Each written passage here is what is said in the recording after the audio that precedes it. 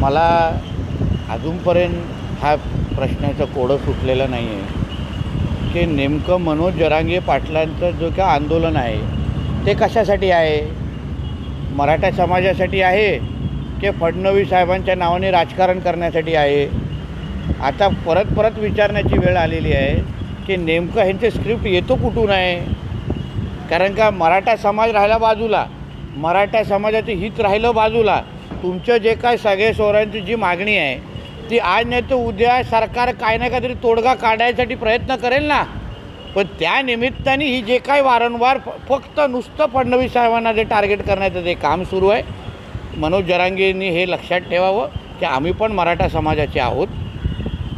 सागर बंगल्याच्या पोचण्याच्या अगोदर एक भिंत म्हणून आम्ही पण तिथे उभे आहोत. पहिले आमची भिंत पार करा आणि मग सागरपर्यंत पोचण्याचा विचार करा. इम्तियाज जलीलनी तुमच्यावर अगदी खालच्या थरात टीका केलेली आहे, कसं प्रत्युत्तर? त्याच्या नावामध्येच जलील आहे, त्याला आता जलील किती करायचं हा आता माझ्यासमोर पण प्रश्न पडलेला आहे. हिंदू समाजाच्या हातात तुमचा नाडा आहे. ज्या दिवशी हिंदू समाज तुमचा नाडा खेचेल ना, तुम्ही पजामा घालण्याच्या पण लायकीचे राहणार नाही. हे या ओवेसीच्या कार्ट्यांनी आणि पिल्लावळांनी लक्षात ठेवावं.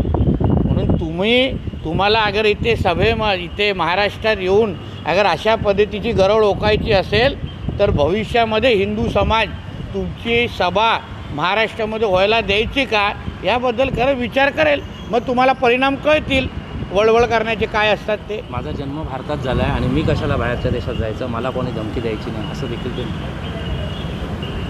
तू या भारत देशामध्ये राहतोयस ना, तर भारत माता की जय बोलून दाखव. जय श्रीराम म्हण. आमचा देश जो हिंदू राष्ट्र आहे इथे तू वंदे मातरम बोल, इथे भारत माता की जय बोल. मग आम्ही पाहू की तुझ्या रक्त की हिरवा आहे की भगवा आहे, मग त्याच्यावर ठरवू आम्ही. जरांगे पाटील असंही म्हणाले की मराठा समाजामध्ये फूट पाडण्याचं काम देवेंद्र फडणवीस करतात. मराठा समाज हा संपला पाहिजे ही फडणवीस यांची इच्छा असलेली जरांगे पाटील. म्हणून मी परत सांगतो ना, त्यांची स्क्रिप्ट नेमकं कोणाची आहे, स्क्रिप्ट कोणाकडून लिहून येते आहे, तर हे नुसतं वाचून दाखवत आहेत. कारण का एका बाजूला तुम्हाला मराठा समाजाचं हित बघायचं आहे, मराठा समाजाचे नेते बनायचं आहे, मग तुम्ही फक्त आणि फक्त फडणवीस साहेबांनाच का टार्गेट करताय? का दुसऱ्या नेत्यांचे नावं घेत नाही आहेत? का कधी पवार साहेबांचं नाव घेत नाही, कधी उद्धव ठाकरेंचं नाव घेत नाही, कधी राहुल गांधीचं नाव घेत नाही? म्हणजे या सगळ्यातून ना आता राजकारणाचा वास यायला लागलेला आहे. म्हणून आज नाही तर उद्या कळेलच ह्यांची स्क्रिप्ट नेमकं कोणाची आहे.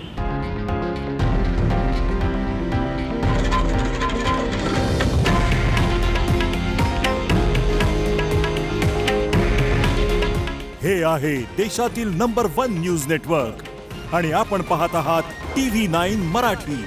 काळजी तुमची, हित महाराष्ट्राचं.